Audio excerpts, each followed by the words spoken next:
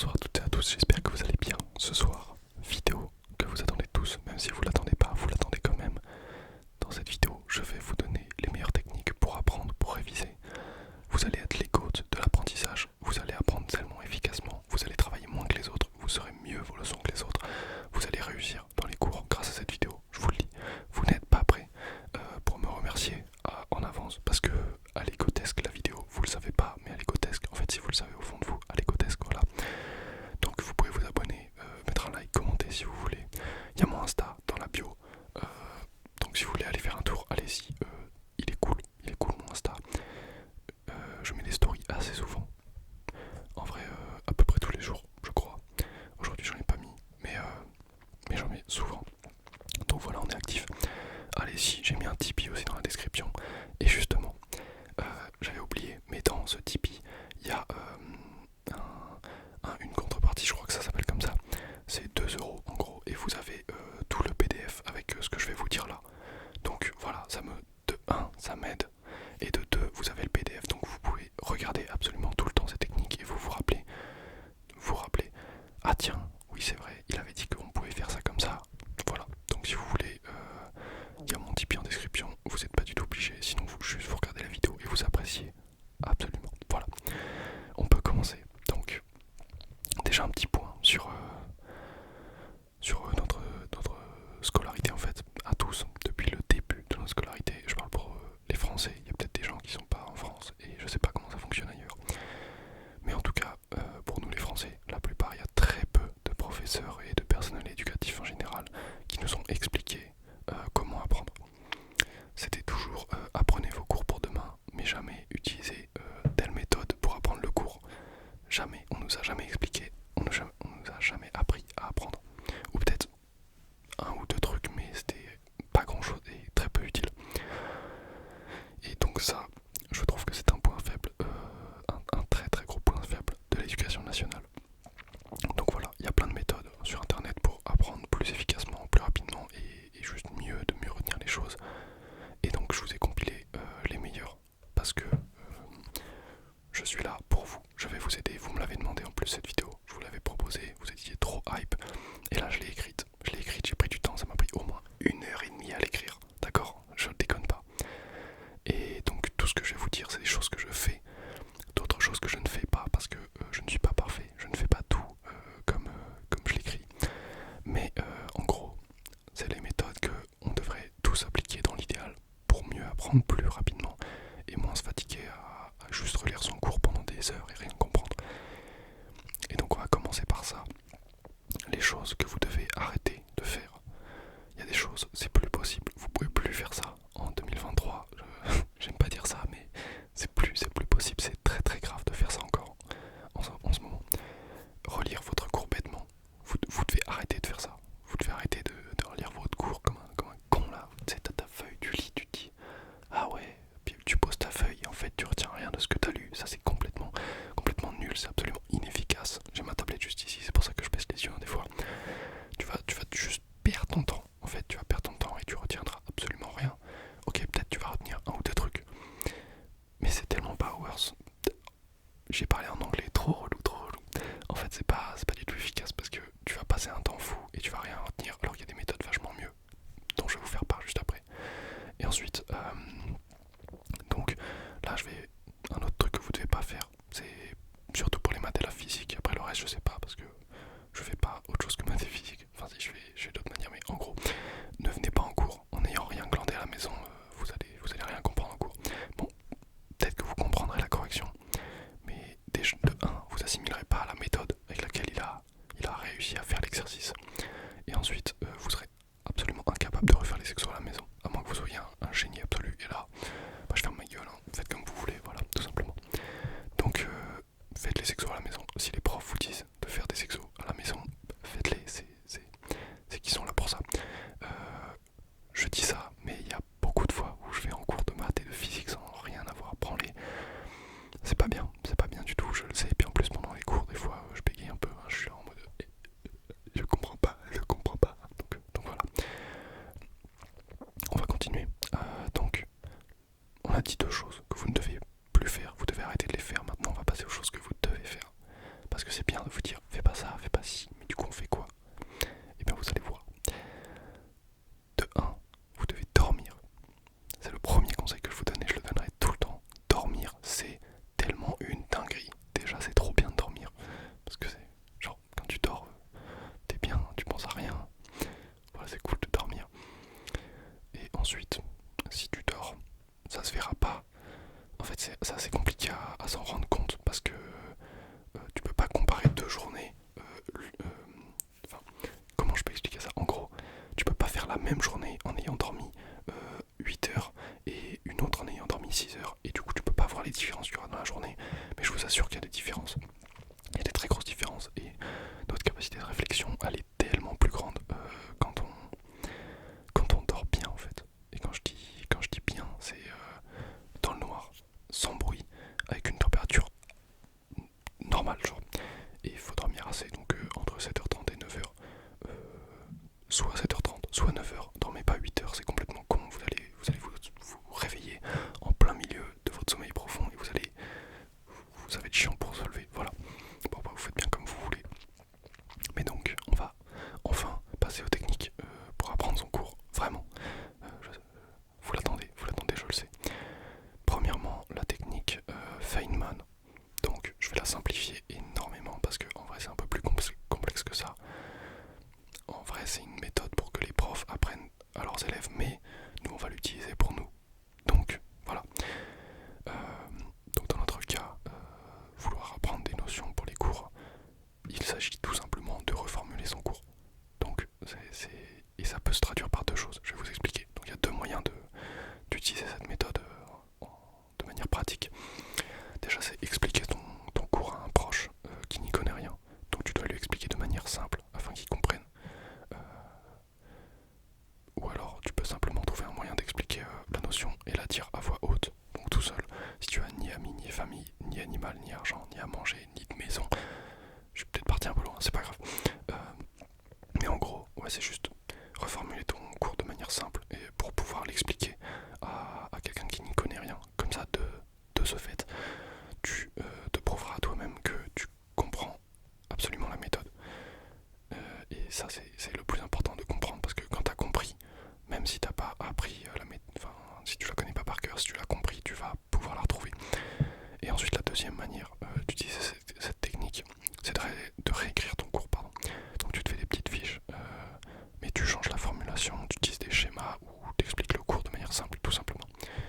Donc tu fais ça à l'écrit, tu te fais des fiches, mais vraiment des fiches qui t'appartiennent à toi. Des fiches, ce sont les tiennes, il n'y a que toi qui peux les comprendre.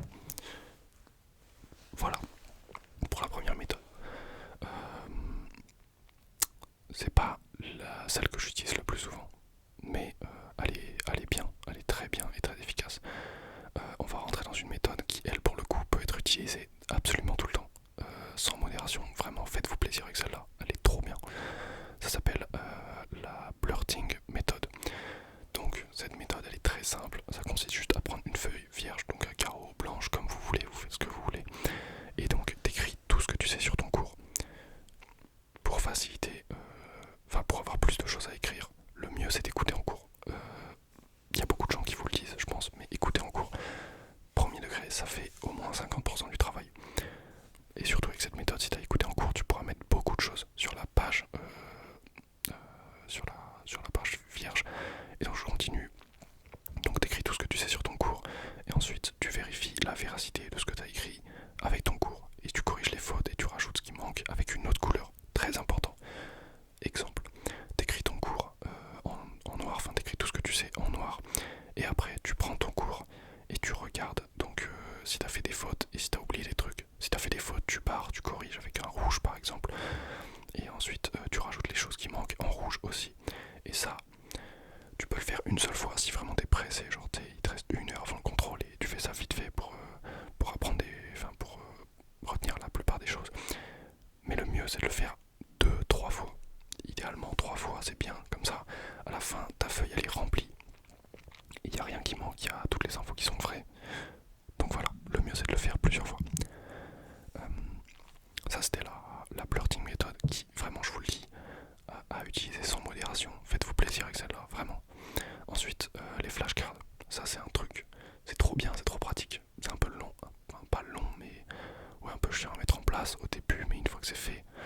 c'est vraiment une dinguerie. En gros, il y a plein d'applis qui font ça, mais le but c'est donc de créer des cartes avec un recto et un verso. Donc au recto, tu mets le terme que tu as à apprendre, la notion ou le nom de la formule, enfin ce que tu veux, et au dos, tu mets la définition, l'explication du truc ou une formule, ce que tu veux en fait. Et donc en gros, les applis ça fonctionne comment? Ça te montre le recto, et du coup, toi tu te dis dans ta tête la définition donc de ce terme. Ensuite, tu retournes la carte pour vérifier. Si t'as bon, tu mets que t'as eu bon parce qu'il y a des espèces de boutons. Enfin, je vais vous donner une appli après sur laquelle il y a des boutons. Il y a en mode échec, difficile, bien et facile. Et en gros, tu mets comment t'as réussi à dire la définition. Et en gros, ça adaptera les cartes qui vont te faire réviser et tout. C'est vraiment très bien fait. Et donc, je vous conseille Anki App. Donc, c'est sur l'App Store, le Play Store, partout. J'ai regardé. Et c'est gratuit. C'est gratuit. Et la gratuité, on aime. Et donc, ouais, l'appli elle propose un suivi. En gros, plus tu réussis une carte, moins elle va te la montrer. Moins tu réussis, plus elle va te la montrer. Enfin, voilà. C'est vachement stylé. Et donc, pour accompagner ces méthodes, il faut, parce que là, t'apprends à court terme. Si tu fais cette méthode, enfin ces méthodes qu'une seule fois, tu vas apprendre le truc pour ton contrôle et ce sera terminé. Mais si tu as envie d'apprendre les notions de ton cours, les formules à très long terme, imaginons les formules de la dérivation, tu veux les apprendre à long terme parce que tu en as besoin tout le temps en fait. Si tu fais des maths tout le lycée, en première tu vas les voir, en terminale tu vas les voir, tu l'auras au bac. Si tu fais une école d'ingé, tu auras besoin de dériver. Enfin, voilà, les dérivations c'est le genre de truc que tu dois apprendre à long terme. Et donc là, la répétition espacée, elle est là pour que tu apprennes à long terme. Le but, c'est simplement de revoir une notion de manière espacée. Donc au début, il faudra la revoir vite, et plus le temps passera, moins tu auras besoin de la revoir. Exemple très simple, tu as appris tes formules de dérivation un soir, et ben le lendemain, tu vas les revoir. Donc tu vas aller regarder si tu te rappelles bien de tout, et réapprendre s'il te manque une notion. Et une fois que tu as fait ça le jour d'après, 3 jours après à peu près, tu vas revoir les notions, après une semaine, après 2 ou 3 semaines, après un mois, et tu fais ça jusqu'à... Enfin, et en gros, plus le temps passe, moins tu l'apprends avec une intervalle de temps courte. Donc au début c'est un jour, une semaine, un mois, 3 mois, un an, enfin voilà. Le but c'est vraiment parce que notre cerveau, il oublie les infos extrêmement vite, mais si tu les revois comme ça, et ben ça va s'installer petit à petit dans ta mémoire à long terme. Et voilà, tout simplement. Donc c'est ça la répétition espacée. Et c'est vraiment cheaté. Genre une fois que t'as appris les trucs à long terme, ils bougent plus de ta tête. Vraiment. Et donc c'est ça, le but c'est de pas oublier ce que t'as appris le premier jour. Un autre exemple peut-être, tu vas prendre des définitions en philo pour la fin de l'année. Enfin, des définitions que tu vois en début d'année, tu vas les garder dans ta tête pour la fin de l'année, pour le bac de philo. Et ben tu vas apprendre ces notions un jour, le lendemain tu vas les revoir, après tu les reverras 3 jours après une semaine, enfin vous avez compris comment ça fonctionne. Le but c'est vraiment de pas oublier ce qu'on a appris. Donc voilà. En vrai la vidéo elle va pas être trop longue, mais c'est assez condensé. Je parle beaucoup quand même, mais c'est assez condensé. Ensuite, on a l'imagerie mentale.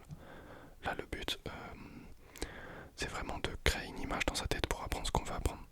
En gros, si tu veux apprendre une définition en philosophie par exemple, non pas en philo, c'est pas assez concret. Si c'est assez concret, mais voilà.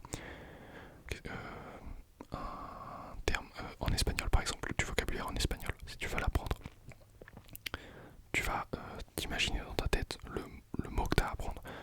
Parce que si tu fais le lien dans ta tête du mot avec une image, tu retiendras mieux, beaucoup mieux. Donc faut t'imaginer, ouais c'est ça, le mot, la notion. Tu peux imaginer une situation dans laquelle ce mot il est utilisé, mais vraiment le but c'est de faire un lien pour que ce soit plus rapide quand tu vas sortir le mot, et c'est plus efficace. Et donc ça fonctionne tout seul. Tu peux juste apprendre en te faisant des images, mais le mieux c'est vraiment de multiplier les sens que tu utilises pour apprendre. Plus tu vas utiliser de sens, mieux ça rentrera. Donc tu te fais une image dans ta tête, tu peux l'écrire. Donc sur une feuille tu t'écris la traduction, enfin mot français et puis le mot en espagnol. Après tu peux les dire à voix haute.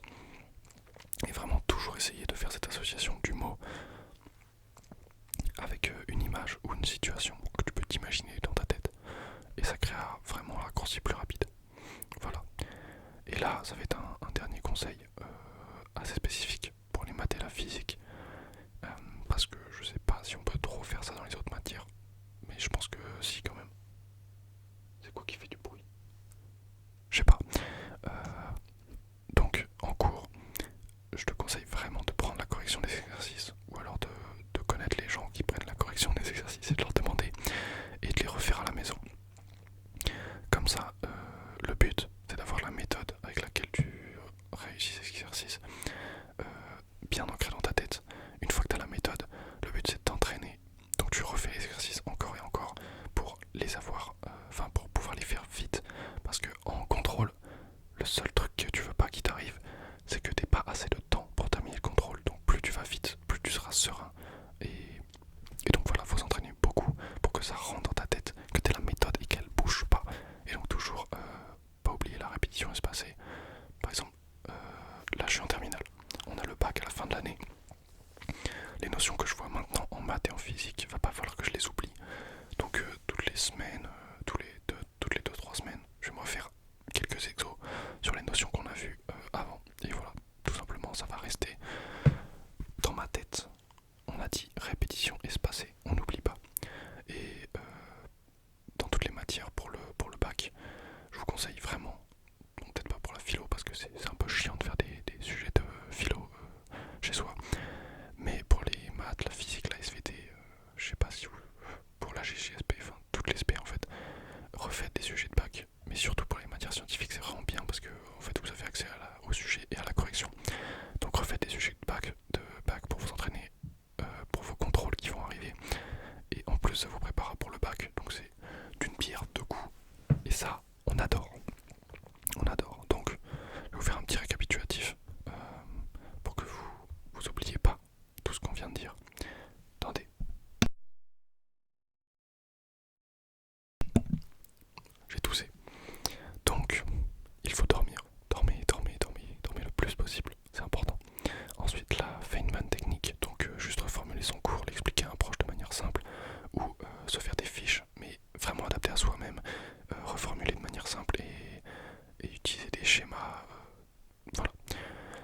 Ensuite, la blurting méthode, c'est donc prendre une feuille vierge, vous écrivez tout ce que vous savez sur votre cours et vous corrigez les fautes et vous rajoutez ce qui manque d'une autre couleur. Ensuite, les flashcards. Les flashcards, c'est trop bien. Les flashcards, donc je vous rappelle, c'est juste devant vous avez un terme, de l'autre côté la définition. Quand vous avez le recto devant vous, vous pensez à la définition, vous essayez de vous la rappeler, vous retournez, si vous avez bon, vous mettez que vous avez bon, si vous avez faux, vous mettez que vous avez faux, et vous apprenez vos cartes comme ça. La répétition espacée, donc revoir les termes de moins en moins,